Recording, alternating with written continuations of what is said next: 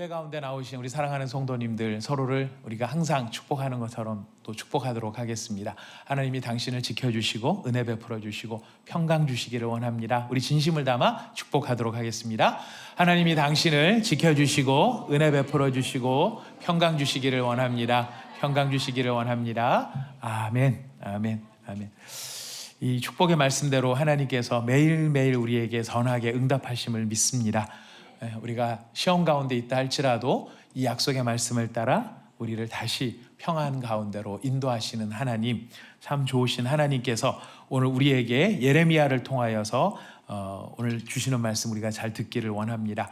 우리가 43장을 읽으셨습니다. 43장 1절에 보면은 2절에 보면은 호사야의 아들 아사랴와 가레아의 아들 요하난과 또 모든 오만한 자라고 이야기가 나오는데, 여기에서 핵심 인물은 가레아의 아들 요하난입니다.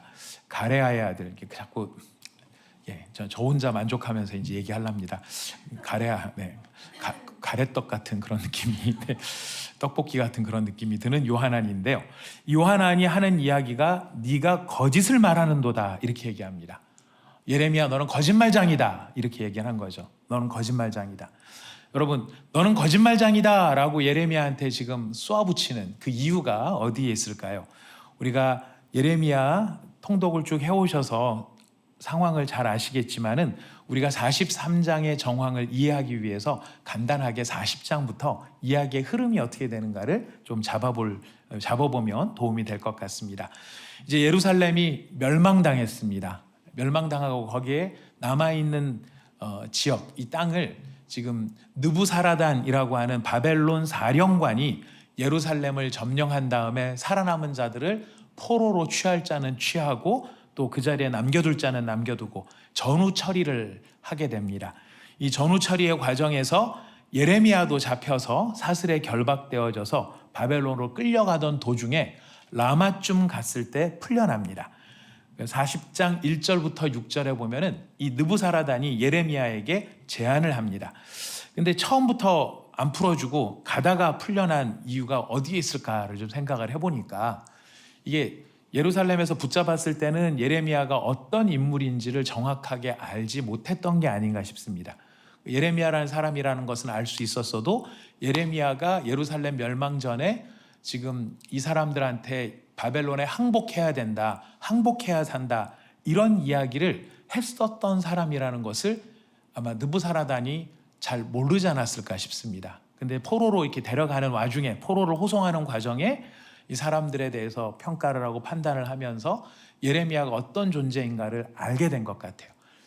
만약에 예레미야가 한 이야기를 이 느부사라단이 들었다라고 한다면, 이 사람은 이제 우리한테 항복하라고 했었던 사람이니까 우리한테는, 그러니까 바벨론 사람 입장에서는 이 사람은 친바벨론주의자인가 보다, 그렇게 생각할 가능성이 높았을 것 같습니다. 아무튼 그래서 예레미야한테 제안을 합니다. 네가 바벨론으로 가도 좋다. 네가 만약 바벨론으로 가기를 원한다, 풀어줄 텐데 네 발로 바벨론으로 간다면 내가 너를 영접하고 너를 후하게 대접을 하겠다. 하지만 네가 원하지 않는다면 어디로 가도 좋다. 이제 너는 자유다 얘기를 하는 겁니다. 바벨론으로 포로로 끌려가던 사람 중에서 너는 자유다라는 이렇게 자유를 얻은 사람이 얼마나 되겠습니까? 성경 전체로 보면은 별로 드러나지는 않습니다. 예레미야가 참 유일무이하게 성경에 기록되어 있는 사람인 것 같습니다. 그러면서 바벨론으로 가든지 네 맘대로 가라 그러다가 느부사라단이 예레미야가 싹 돌아서기 전에 한 가지 제안을 더 합니다. 이 방법도 있겠다. 그다랴라고 하는 사람이 있어요. 이 그다랴가 또 중요한 역할을 하는데요. 이 그다랴가 바벨론 유다 지역을 통치하는 총독으로 임명을 받은 사람입니다. 그다랴라는 사람이. 그러니까 이 그다랴한테로 가서 네가 남아있는 이스라엘 백성들 그 사이에서 함께 사는 것도 좋은 방법이겠다. 그런데 네가 원하는 대로 해라 이야기를 합니다. 예레미야가 고민을 했었겠죠. 고민을 했던 끝에 고민한 내용은 성경에 안 나오지만 결정한 내용은 나옵니다. 그가 미스바로 갑니다. 미스바에 누가 있었냐면 바로 그다랴가 있었던 것이죠. 아마 예루살렘은 다 불타고 거기는 완전히 폐허가 된 도시가 돼버렸기 때문에 거기선 총독 관저라든가 기본적인 행정을 처리하기가 어려웠지 않았을까 싶습니다. 그러다 보니 미스바에 모여서 거기를 기반으로 삼고 아마 이 남아있는 이 전후 처리를 비롯해서 이 유다의 총독으로서의 통치를 행하지 않았을까 싶습니다. 아무튼 그다리아가 유다 총독이 되었다라고 하는 소식이 들리니까 사람들이 모이기 시작을 합니다. 이제 바벨론의 힘 앞에 막 두려워 떨면서 산지사방으로 흩어졌겠죠. 그래서 이제 바벨론이 땅 전체를 점령한 게 아니고 주요 도시들을 중심으로 점령을 했기 때문에 여기저기 흩어져 있었던 잔존 병력들이 그다리아에게로 몰려듭니다. 성경에 보면은 40장 7절부터 12절에 몇몇 사람들을 이야기를 하는데요. 여기서 우리가 기억해야 될 사람은 이스마엘이라는 사람하고 요하난이라는 사람입니다. 요하난은 43장에 등장하는 그 요하난이에요.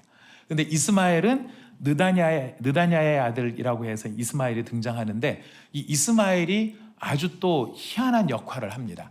그래서 이제 이 이스마엘이 이름이 나쁜 건지는 모르겠지만 성경에서 이스마엘, 우리가 아는 이스마엘은 별로 다 인상이 조금씩은 조금 그런 것 같아요.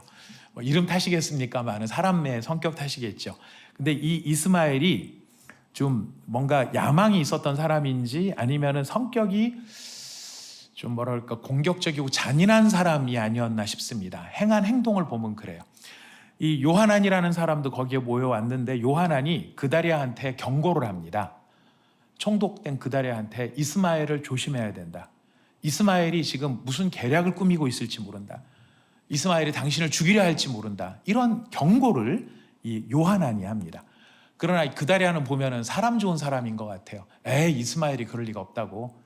내가 이스마엘 모르는 것도 아니고 아마 서로 간에 좀 알고 지냈는지 어땠는지 하여튼 이스마엘에 대해서 신뢰를 합니다. 그 사람은 그럴 사람이 아니다. 그러나 41장에 보면은 이스마엘의 악행이 등장을 합니다.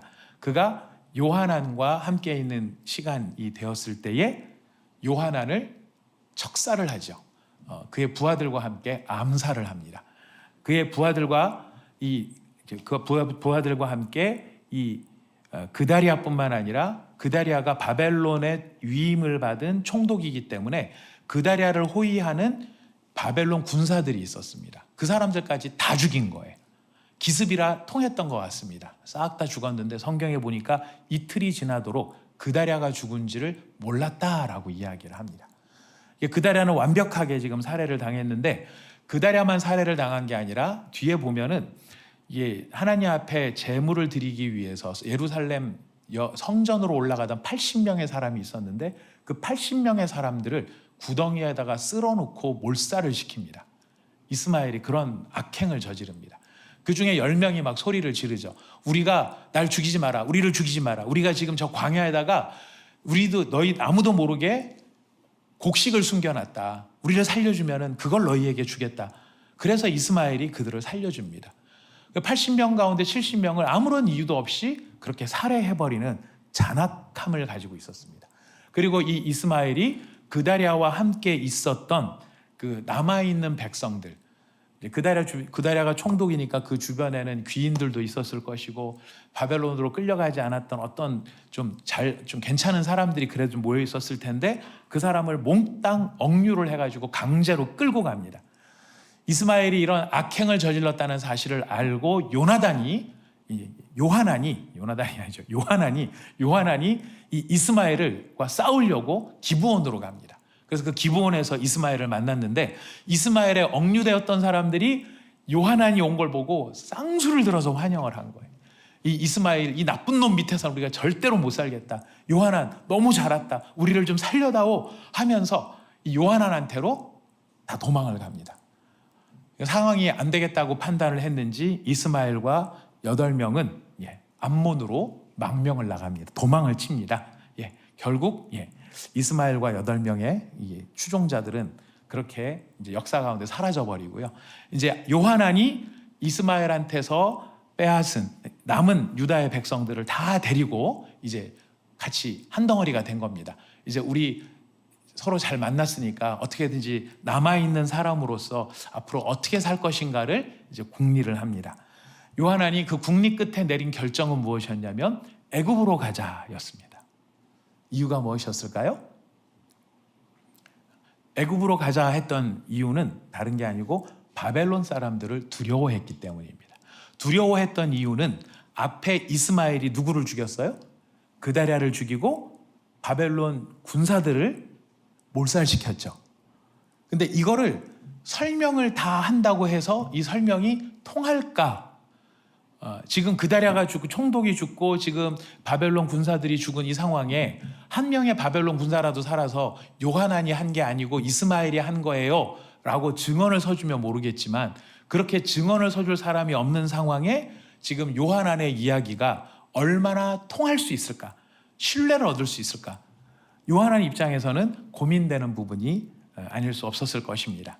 그래서 결론은 그래, 바벨론 사람들 너무 두려우니까 우리 애굽으로 가자, 뭐 이렇게 된 거 할 수 없다, 애굽으로 가자. 이게 41장 17절부터 18절에 있는 이야기입니다. 우리 17절 18절을 한번 읽어볼까요? 41장 17절과 18절 성경으로 한번 읽어보시면 벌써 찾으셨어요? 와, 우리 자막팀 너무 놀랍습니다. 저를 같이 읽어보겠습니다. 시작. 애굽으로 가려고 떠나 베들레헴 근처에 있는 게롯 김함에 머물렀으니 이는 느다야의 아들 이스마엘이 바벨론의 왕이 그 땅을 위임한 아이감의 아들 그다랴를 죽였으므로 그들이 갈대아 사람을 두려워함이었더라. 자, 이렇게 해서 애굽으로 가자 그러는데 거기에 이제 누가 있었습니까? 예레미야가 있었던 거예요. 예레미야한테 요하난이 부탁을 합니다. 참 너무 멋진 부탁이에요. 정말 이 성경을 읽을 때는, 요거만 읽을 때는 정말 이런 감탄이 저한테 절로 나왔습니다. 우리 1절부터 6절, 42장 1절부터 6절 한 목소리로 같이 읽어보겠습니다. 시작. 이에 모든 군대의 지휘관과 가레야의 아들 요하난과 호사야의 아들 여사냐와 백성의 낮은 자로부터 높은 자까지 다 나와 선지자 예레미야에게 이르되, 당신은 우리의 단원을 듣고 이 남아있는 모든 자를 위하여 당신의 하나님 여호와께 기도해 주소서. 당신이 보는 바와 같이 우리는 많은 사람 중에서 남은 적은 무리이니 당신의 하나님 여호와께서 우리가 마땅히 갈 길과 할 일을 보이시기를 원하나이다. 선지자 예레미야가 그들에게 이르되, 내가 너희 말을 들었은즉 너희 말대로 너희 하나님 여호와께 기도하고 무릇 여호와께서 너희에게 응답하시는 것을 숨김이 없이 너희에게 말하리라. 그들이 예레미야에게 이르되, 우리가 당신의 하나님 여호와께서 당신을 보내사 우리에게 이르시는 모든 말씀대로 행하리이다. 여호와께서는 우리 가운데 진실하시고 성실한 증인이 되시옵소서. 우리가 당신을 우리 하나님 여호와께 보냄은 그의 목소리가 우리에게 좋든지 좋지 않든지를 막론하고 순종하려 함이라. 우리가 우리 하나님 여호와의 목소리를 순종하면 우리에게 복이 있으리이다 하니라. 아멘. 아멘이죠. 정말 아멘입니다. 어떻게 이렇게 참 기도 부탁을 해도, 우리가 기도 부탁을 하면 보통 어떻게 부탁을 하나요? 목사님 아니면 형제요, 자매요, 저를 위해서 기도를 해주십시오. 제가 요새 이런 문제가 있는데 이 문제가 이렇게 잘 풀리기를 원합니다. 꼭 이렇게 될 수 있게 기도를 해주십시오. 보통 이렇게 기도 제목을 부탁을 하거든요. 근데 이거는 마치 이와 같은 거예요. 제가 지금 암에 걸렸습니다. 하나님께서 꼭 고쳐주셔야 됩니다. 근데 하나님이 안 고쳐주시든 고쳐주시든 저는 하나님의 뜻대로 순종하겠습니다. 그대로 받겠습니다. 사업을 하는데 제가 망하든 흥하든 하나님이 시키는 대로 다 하겠습니다. 이렇게 말하는 것하고 똑같은 거예요. 엄청난 이야기인 거죠, 사실. 우리 마음은 다 어때요? 살려주옵소서, 흥하게 해주옵소서. 이게 우리 마음인데, 지금 요호난을 비롯한 이 사람들은 죽든지 살든지, 우리 지난 주일 찬송한 찬송을 이 사람들이 들었던 것 같아요. 내 주여 뜻대로 행하시옵소서. 이걸 들었던 것 같아요. 이렇게 이야기를 했어요. 저는 처음에 예레미야를 읽을 때 이 말 다음에는 이 하나님의 응답이 있고 이 사람들이 할렐루야 그리고 그대로 순종할 거라는 기대감이 컸었거든요. 놀라운 반전이 일어난 것을 여러분들이 경험하셨을 것입니다. 지금 어떤 반전이 일어났습니까? 10일 후에, 42장 7절에 보면 10일 후에 여호와의 말씀이 예레미야에게 임했어요. 뭐라고 임했습니까? 이렇게 이야기하십니다. 자, 10절부터 11절을 먼저 읽어봅시다. 10절, 11절 시작. 너희가 이 땅에 눌러앉아 산다면 내가 너희를 세우고 헐지 아니하며 너희를 심고 뽑지 아니하리니 이는 내가 너희에게 내린 재난에 대하여 뜻을 돌이킴이라. 여호와의 말씀이니라. 너희는 너희가 두려워하는 바벨론의 왕을 겁내지 말라. 내가 너희와 함께 있어 너희를 구원하며 그의 손에서 너희를 건지리니 두려워하지 말라. 하나님이 뭐라고 말씀하셨습니까? 이 땅에 머물러 있어라. 이 땅에 머물러 있으라는 건 어디로 내려가지 말라는 거죠? 애굽으로 내려가지 말라. 하나님께서 애굽으로 내려가지 말라 얘기하시면서 이 땅에 머물러라 하면서 요구하셨다. 왜 그렇게 해도 되느냐면은 바벨론의 왕을 겁내지 않아도 되기 때문이다라고 얘기를 합니다. 바벨론의 왕을 겁내지 않아도, 바벨론 왕을 겁내지 말아라. 애굽으로 내려가지 말아라. 이 땅에 있어라 이야기를 합니다. 자, 그런데 우리가 42장을 지금 다 읽기에는 분량이 좀 너무 많지만은요, 이 분위기를 보면 약간씩 말 톤이 조금 이상해지기 시작합니다. 우리가 13절 말씀부터 14절, 15절까지 한번 읽어볼까요? 13절부터 15절 시작. 그러나 만일 너희가 너희 하나님 여호와의 말씀을 복종하지 아니하고 말하기를 우리는 이 땅에 살지 아니하리라 하며 또 너희가 말하기를 아니라 우리는 전쟁도 보이지 아니하며 나팔 소리도 들리지 아니하며 양식의 궁핍도 당하지 아니하는 애굽 땅으로 들어가 살리라 하면 잘못되리라.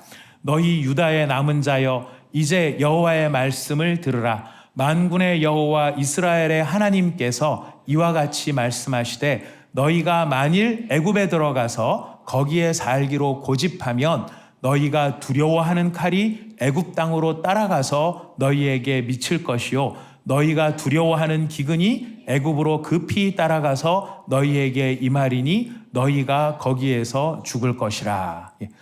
분위기가 점점 어느 쪽으로 가고 있습니까? 애굽으로 내려가고 싶어 한다는 것을, 이 사람들의 마음이 있다는 것을 지금 알고 있는 것이죠.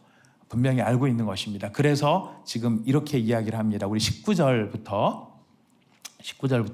22절까지 다시 한번 읽어봅시다. 시작. 유다의 남은 자들아, 여호와께서 너희를 두고 하신 말씀에 너희는 애굽으로 가지 말라 하셨고 나도 오늘 너희에게 견고한 것을 너희는 분명히 알라. 너희가 나를 너희 하나님 여호와께 보내며 이르기를 우리를 위하여 우리 하나님 여호와께 기도하고 우리 하나님 여호와께서 말씀하신 대로 우리에게 전하라. 우리가 그대로 행하리라 하여 너희 마음을 속였느니라. 너희 하나님 여호와께서 나를 보내사 너희에게 명하신 말씀을 내가 오늘 너희에게 전하였어도 너희가 너희 하나님 여호와의 목소리를 도무지 순종하지 아니하였은즉 너희가 가서 머물려고 하는 곳에서 칼과 기근과 전염병에 죽을 줄 분명히 알지어다. 하나님이 이 속마음을 다 아신 거예요. 저는 이게 참 너무 이렇게 답답하기도 하고 속상하기도 한 거예요. 그럴 것 같으면 왜 기도를 왜 부탁을 했나? 그냥 가지 그냥.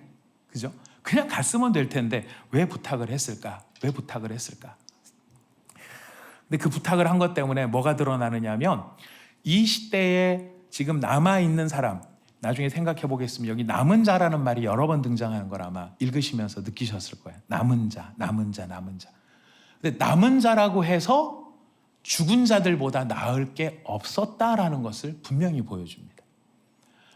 지금 예루살렘이 멸망당할 때 죽었던 그 사람들, 예레미야의 무수한 경고 속에서도 바벨론에 항복해라 항복해라 그랬는데 끝까지 항복하지 않고 고집 피웠죠.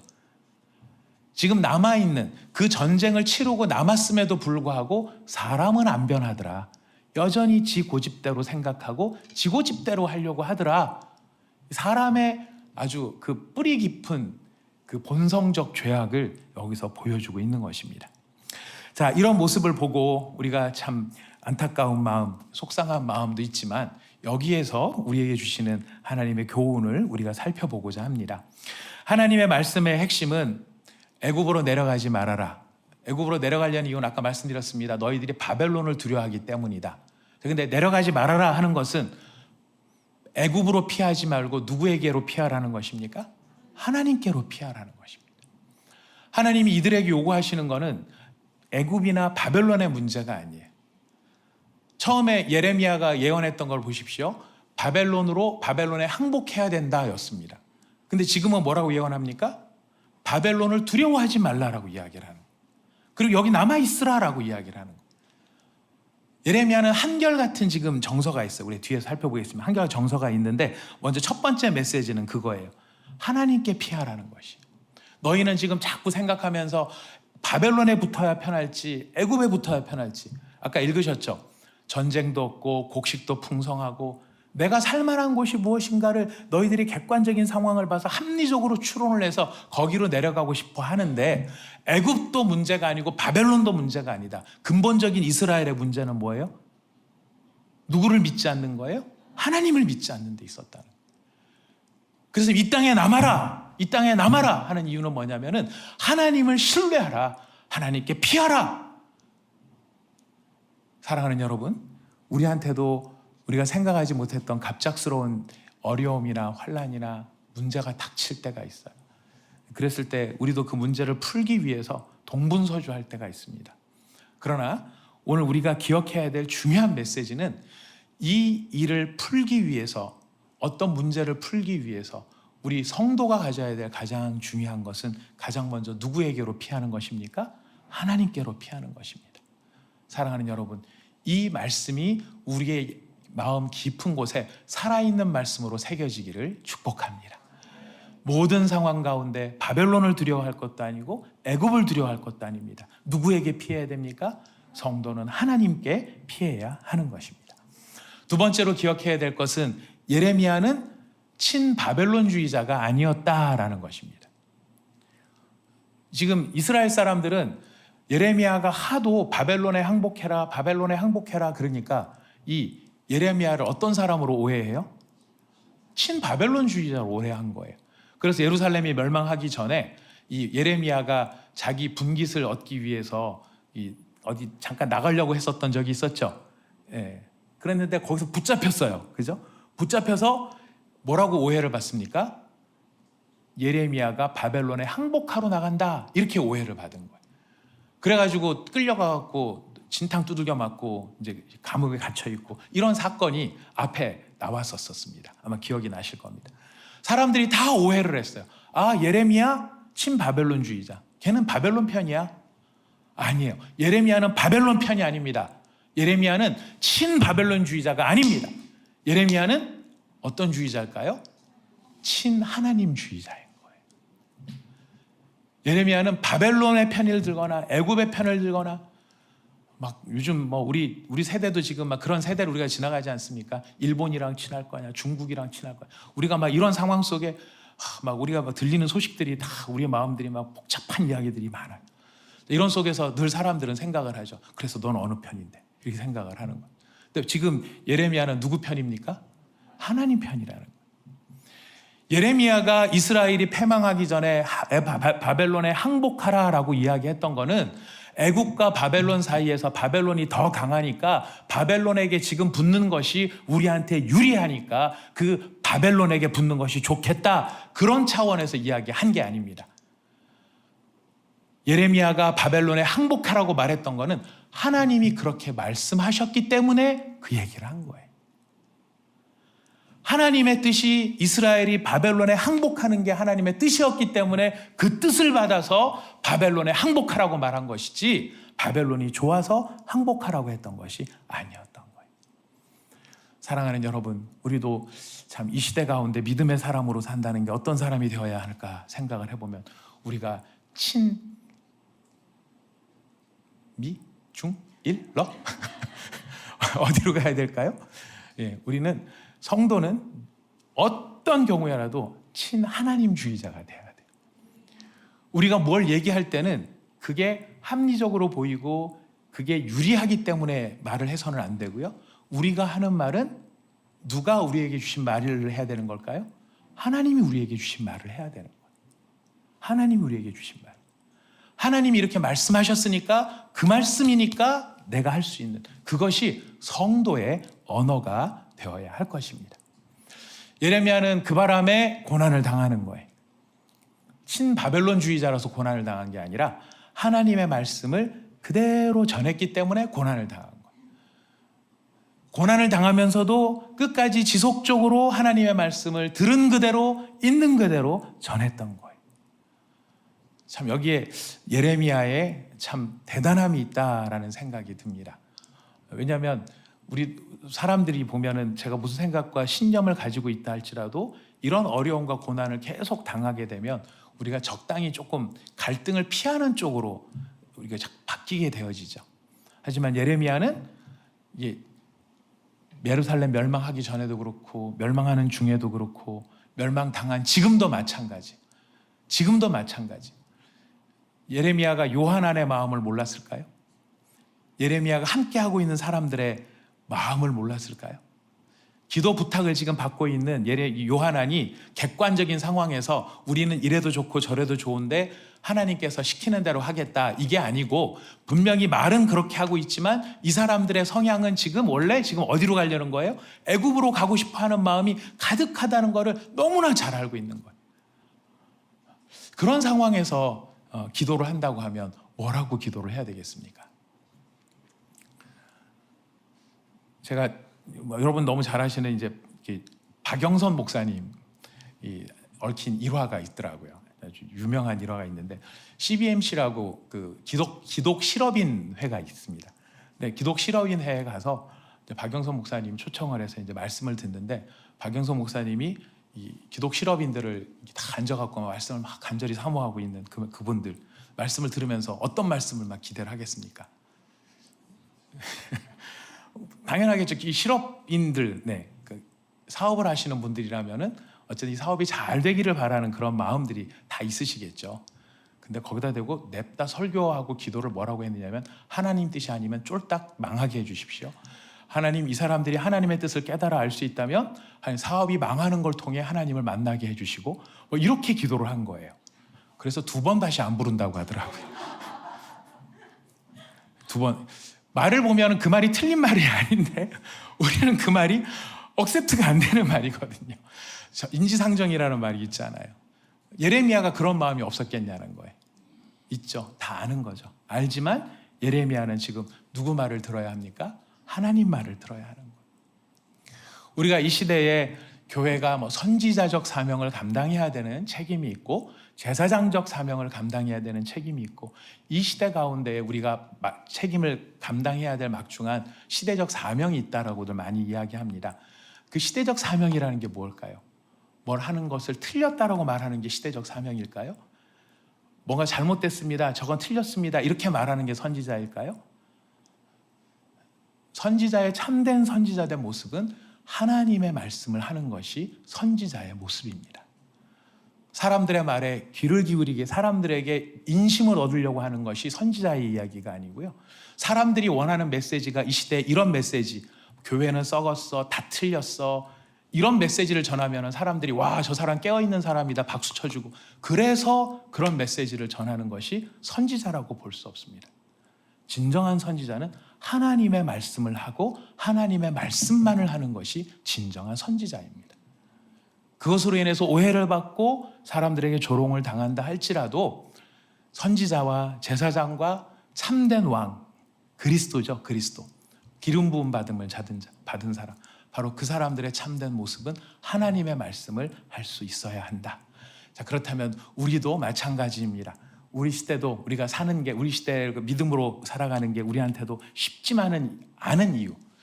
쉽게 사는 방법은 사람들이 원하는 말을 하는 것이고요. 쉽지 않은 방법은 사람들이 원하지 않는다 할지라도 하나님의 말씀을 하는 것이 우리가 살아가야 될 옳은 길이다 하는 것을 기억해야 하겠습니다. 세 번째로 여기 유다의 남은 자라는 말이 많이 나옵니다. 지금 42장에서 계속해서 남은 자들 이 남은 자라고 하는 것은 이제 이사야에 보면 굉장히 중요한 사상입니다. 상수리 나무가 배임을 당하여도 그 그루터기가 남는 것처럼 하나님의 놀라운 무서운 심판 가운데에 예루살렘이 멸망한다 할지라도 하나님이 거기에 그루터기가 남듯이 남은 자를 남겨두겠다라고 이야기를 하세요. 그래서 지금 이 예레미야가 함께 하고 있는 요한안의 이 무리들을 계속해서 너무나 재밌게 남은 자라고 말하고 있습니다만은, 성경이 말하는 남은 자가 이 땅에 이렇게 남아있는 자를 남은 자라고 말하는 것이냐, 그게 아니다라고 하는 것을 본문을 통해서 이야기를 하고 있습니다. 여러분, 남은 자는요, 재앙을 피하고 예루살렘 멸망이 있을 때도 살아남은 그 사람들이 남은 자가 아닙니다. 성경이 말할 때에 하나님이 남겨두신 남은 자라고 하는 것은 하나님을 경외하고 그의 말씀을 따라 순종하는 자가 남은 자라는 것이.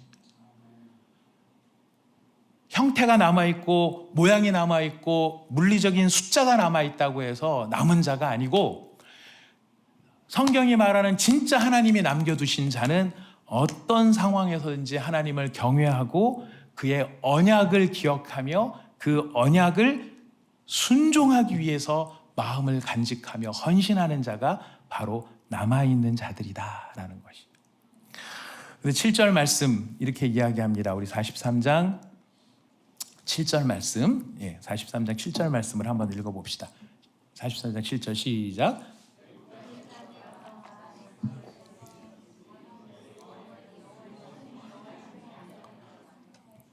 애굽 땅에 들어가 다바네스는 애굽 땅의 지명이겠죠.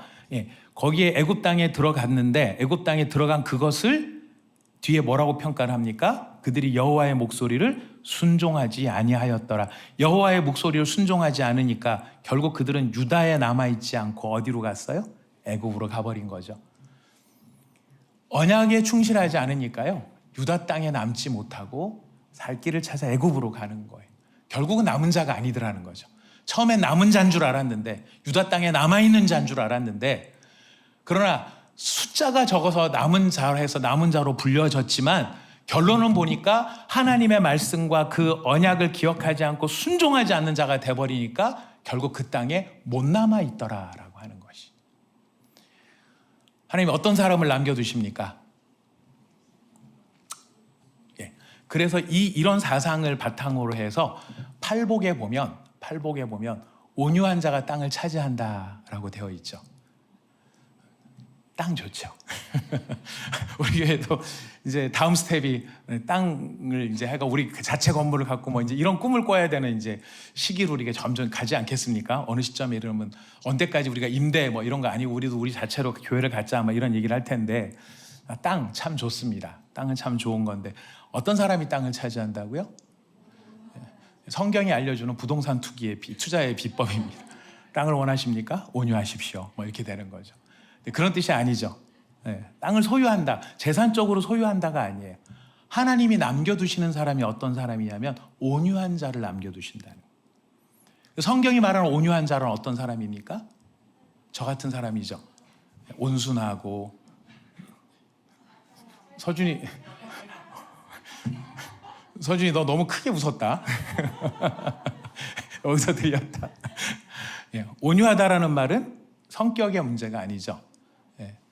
온유함의 핵심은 성경에 이제 시편에 이 말이 분명하게 나오는데요. 이 겸손, 온유라고 하는 원래 말이 뭐냐면 겸손이에요. 이 겸손의 원래 뜻은 가난이에요. 너무너무 지질이 가난하기 때문에 이 사람이 어디에도 누구한테도 의지할 데도 없고 도움받을 데도 없으니까 하나님만 바라볼 수밖에 없는 그 상태. 이게 온유함의 상태입니다. 하나님께서 누구를 땅에 남겨놓으시냐면은 하나님만 바라보는 사람들을 남겨놓으시겠다는 거예요.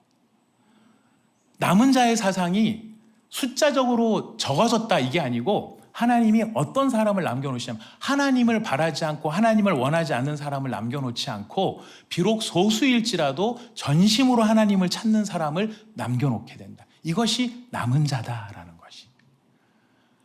근데 요한아는 숫자적으로는 적은 사람이었고 상태적으로는 예루살렘 멸망 후에 남은 사람인 것은 분명했지만, 그가 여호와를 간절히 찾지 않는 사람이었고 순종하지 않는 사람이다 보니 결과적으로 어떻게 됩니까? 유다에서 떠나게 되더라는 거예요. 사랑하는 여러분, 우리 하나님께서 끝까지 남겨놓으시는 믿음의 사람이 되시기를 축복합니다. 우리 하나님을 바라본다는 것 참 영광스럽고, 우리 믿음의 고백으로서는 대단하지만 삶의 실제에서는 결코 쉽지 않은 얘기가 돼요. 하나님만 바라본다는 것은 정말 쉽지 않은 이야기입니다. 하지만 그 쉽지 않은 이야기가 쉽지 않기 때문에 더 희소성이 있고 가치가 있는 것이겠죠.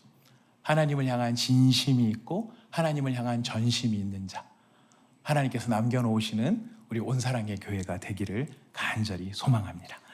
마지막으로 예레미야의 모습에서 드러나는 예수 그리스도의 모습을 우리는 또 확인해 볼 수 있습니다. 지금 우리가 지금 요한안이 예레미야가 하나님 앞에 응답을 받아서 그 말씀을 다 전하니까 애굽으로 내려가지 마라, 이 땅에 남아 있어라. 그러니까 요한안이 예레미야한테 한 이야기가 앞에 첫 마디였습니다. 너 거짓말쟁이다. 너 거짓말쟁이다. 자기가 원하지 않는 대답이다. 막 거짓말쟁이라고 막 하나님 응답 안 했다 그러고 막 결국 그 얘기는 하나님이 응답 안 했다는 얘기가 되는 것이죠. 이 예레미야한테 이렇게 요한안이 이야기를 합니다. 그리고 하나님이 뭐라고 말씀하셨든지 예굽으로 내려가 버리는 거예요. 자기 고집대로 내려가 버리는 거예요. 내려가는데 그냥 안 데리고 누구도 데리고 내려갑니까? 예레미야도 데리고 내려가요. 예레미야를 여기 보면은 그 43장에 6절 말씀에 보면은 선지자 예레미야와 네리야의 아들 바룩을 거느리고라는 단어가 나옵니다. 거느리고. 이 거느리고라는 말이 원어에 보면은 붙잡았다라는 뜻이 됩니다. 그러니까 붙잡아서 끌고 간 거예요. 예레미야는 지금 어디 있고 싶겠습니까? 유다 땅에 있고 싶겠죠. 유다 땅에 하나님이 남으라고 했으니까. 근데 예레미야도 끌고 가고 바룩도 네리야의 아들 바룩도 끌고 가고 막 끌고 가는 거예요. 우리만 갈 수 없다. 너희들 가. 그래가지고 막 끌고 내려갑니다. 자, 그런데 끌고는 내려갔지만 이후에 보면은 예레미야의 그 생애 전승에 보면은 예레미야는 결국 어디에서 죽을까요? 예레미야의 최후는 어디에서 맞이했을까요? 애굽에서 맞이합니다. 전승에 보면은 돌에 맞아서 죽었다라고 되어 있습니다. 내려가서 거기서도 계속 하나님의 말씀을 전했겠죠. 견디다 못한 이 인간들이 돌을 들어 예레미야를 쳐 죽였을 것입니다. 여러분, 그런 분위기 같으면 예레미야가 어떻게 했으면 더 좋았을까요? 거기 있지 말고 눈치껏 봐갖고 적당한 때 빠져나와서 유다로 올라오지 그랬으면 유다로 올라왔어도 되지 않을까라는 생각이 들어요. 근데 이 예레미야의 모습을 보면은요, 참 이해할 수 없는 한 가지 모습이 있어요. 이해할 수 없는 한 가지 모습이 뭐냐면 어떤 경우에라도 이스라엘 백성을 떠나지 않더라라는 거예요. 이거가 이해가 안 되는 모습이에요. 예루살렘 멸망 전에 그렇게 괴롭힘을 당했죠. 자신이 전하는 하나님의 말씀을 철저하게 불신하고 저거 죽여야 된다, 부정하고 조롱하고 듣기 싫어하고, 심지어 여호와김 왕인가요?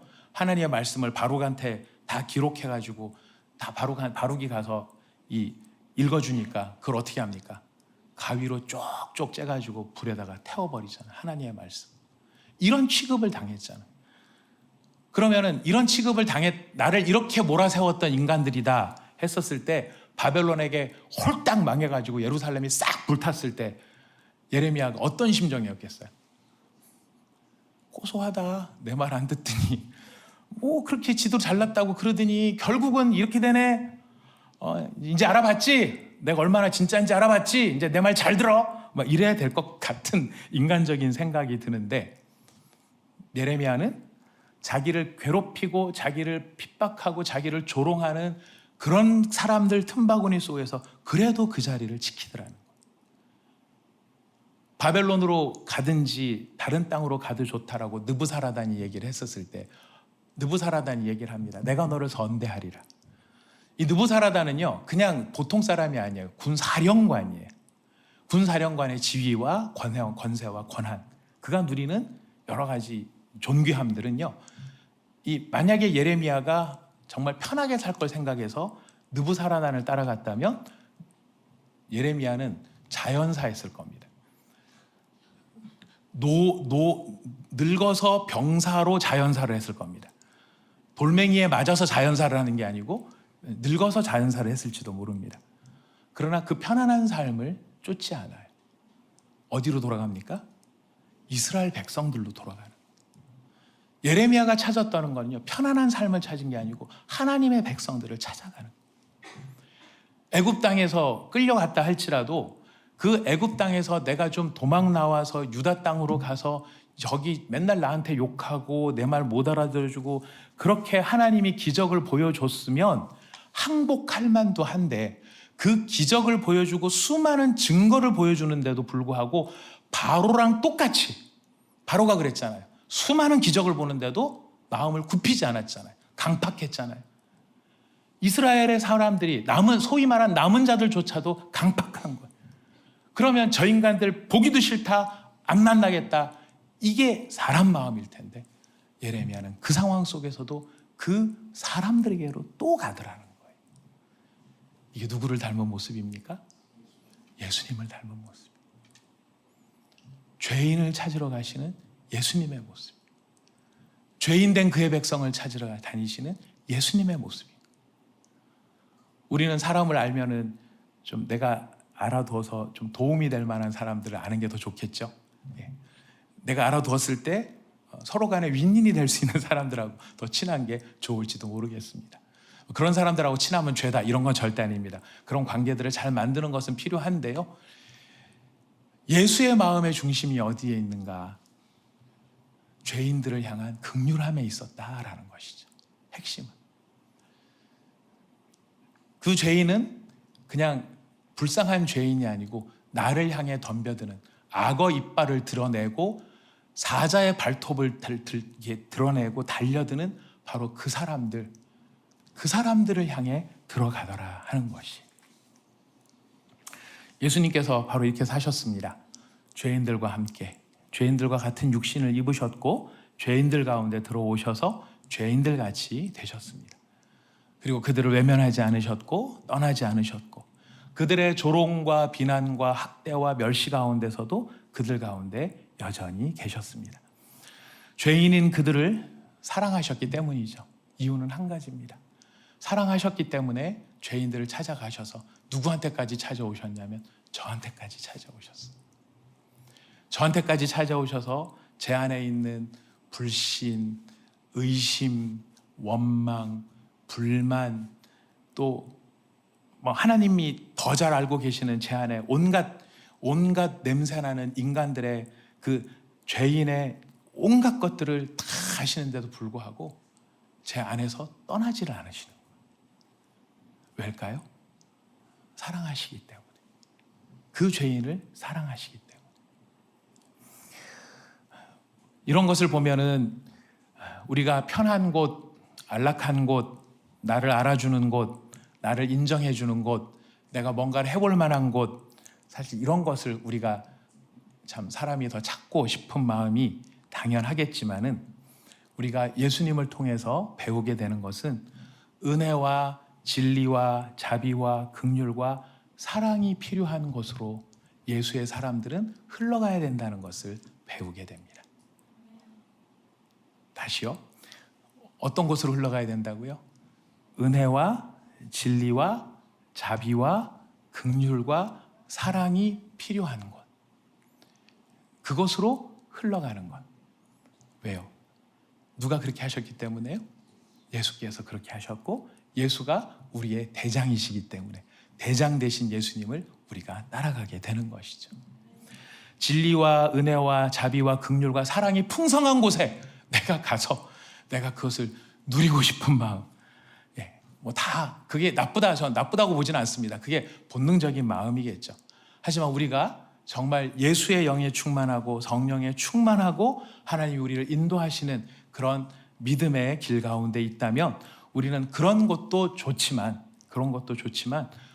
또 우리가 보아야 할 것들, 우리가 관심을 가지고 귀를 기울이고 우리가 주목해 보아야 할 것은 그런 것이 충만한 곳이 아니라 그런 곳이 필요한 곳에 우리 안에 계신 예수로 말미암아 그 은혜와 진리와 긍휼과 사랑과 자비가 흘러갈 수 있도록 우리의 마음이 그리로 향하는 것이 옳은 줄로 압니다.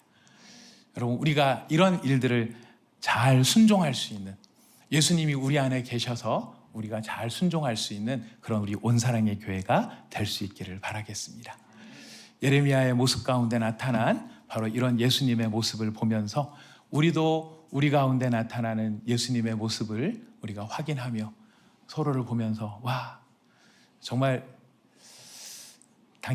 서준이는 예수님을 닮았네. 아멘? 아멘. 진심입니다.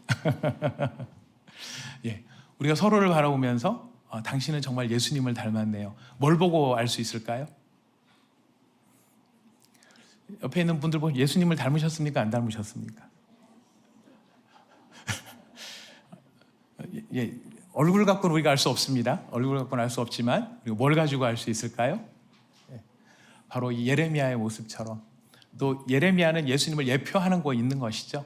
예수님의 모습처럼 필요로 하는 곳, 은혜가 필요로 하는 곳, 우리 안에 예수가 계시다면 바로 그런 필요로 하는 곳, 바로 그런 사람들, 맞죠? 우리가 그 길을 가야 하는 것이 옳을 것입니다.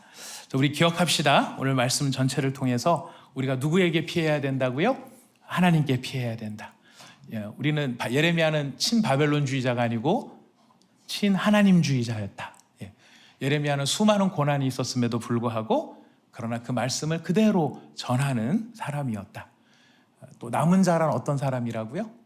그냥 숫자로 남겨져 있는 사람이 남은 자가 아니고 하나님을 바라보고 하나님을 경외하는 사람들이 진짜 남은 사람들이다. 그리고 예레미야를 통해 나타났던 예수 그리스도의 모습, 바로 이 모습이 우리 교회 가운데 풍성해질 수 있기를 우리가 함께 기도하기를 원합니다.